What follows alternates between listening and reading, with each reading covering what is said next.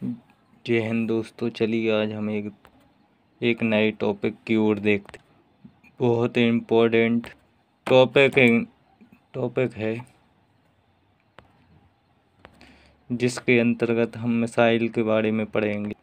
किसी भी देश की सुरक्षा के लिए ज़रूरी चीज़ होता है उस देश के अंदर हमला ना हो और वह देश दूसरे देश पर हमला कर दे। इसके लिए ज़रूरी होता है मिसाइल। इसे हम हिंदी में प्रक्षेपक्ष कहते हैं। मिसाइल खतरनाक नहीं होती है। मिसाइल एक माध्यम है किसी भी विस्फोटक के लिए ले जाने के लिए एक जगह से दूसरी जगह। इससे ज़्यादा मिसाइल का कोई काम नहीं होता। अगर आपने एटम बम फेंका है तो उधर जाएगा तो एटम बम मारे। अगर उसमें RDX भरा है तो RDX मारे। HMX भरा है तो HMX मारे। इस वीडियो को हम 2 भाग में कवर करें क्योंकि हमारे इंडिया में नंबर ऑफ वैरायटी मिसाइलें हैं। बस हम इसका फर्स्ट पार्ट बना रहे हैं, इसका सेकंड पार्ट आएगा। अब हम मिसाइल कार्यक्रम समझते। मिसाइल मैन अब्दुल कलाम को कहा जाता, जबकि मिसाइल MKC कहा जाता है।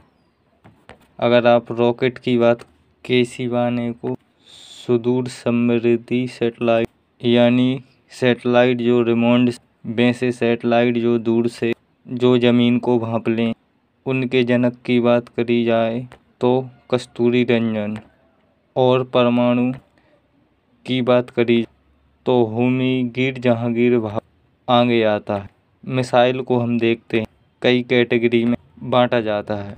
तो सबसे पहले हम समझते हैं मिसाइल के बारे में। स्ट्रेटेजिक एंड टैक्टिकल मिसाइल, कुछ अलग मिसाइल। सबसे पहले हम देखते हैं क्रूज मिसाइल। क्रूज मिसाइल की बात करी जाए तो केवल ये 1000 किलोमीटर तक कम ही मार करती हैं। इन मिसाइलों का रेंज ज़्यादा नहीं होता।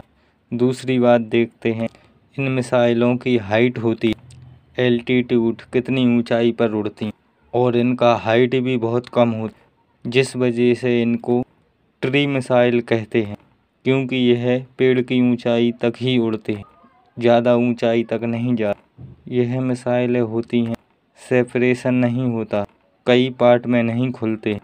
इन मिसाइलों का पार्ट अगल नहीं होता, एक ही में जुड़े रहते। यह मिसाइलें होती हैं टैक्टिकल होती हैं। अब बात आती है टैक्टिकल मिसाइल किसे कहा जाता है। देखिए, टैक्टिकल उसे कहा जाता जो टेम्परेरी डैमेज करे, जैसे कहीं हम हैंड ग्रेनेड फेंके या थोड़ा बहुत बम फेंक दिए, IDX से उड़ा दिए, वो हो गया टैक्टिकल लॉस।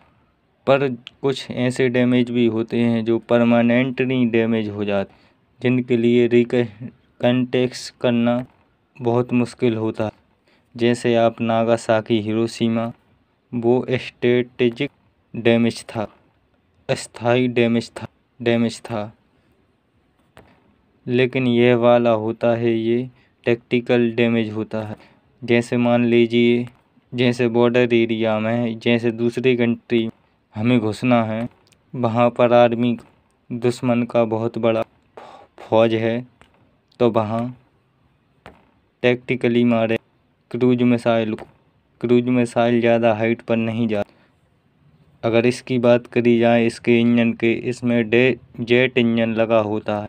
इंजन भी 2 तरह के होते, जेट इंजन और रॉकेट इंजन।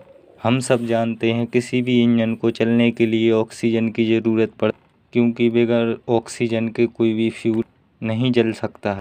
मात्र एक ऐसा पदार्थ है जर्कोनियम जो बगैर ऑक्सीजन के जल सकता है। अगर दुनिया में कोई भी चीज़ उड़ेगी ज़मीन को छोड़, तो उसमें 2 तरह के इंजन आएंगे। पहला इंजन आएगा जेट इंजन, दूसरा आएगा रॉकेट इंजन।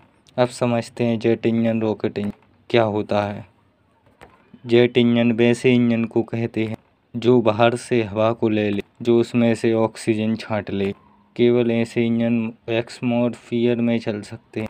जैसे ऐसे जहाज जो एटमॉस्फेयर यानी वायुमंडल को पार कर अंतरिक्ष जाना है, उसमें कभी भी जेट इंजन प्रयोग नहीं किया जाएगा।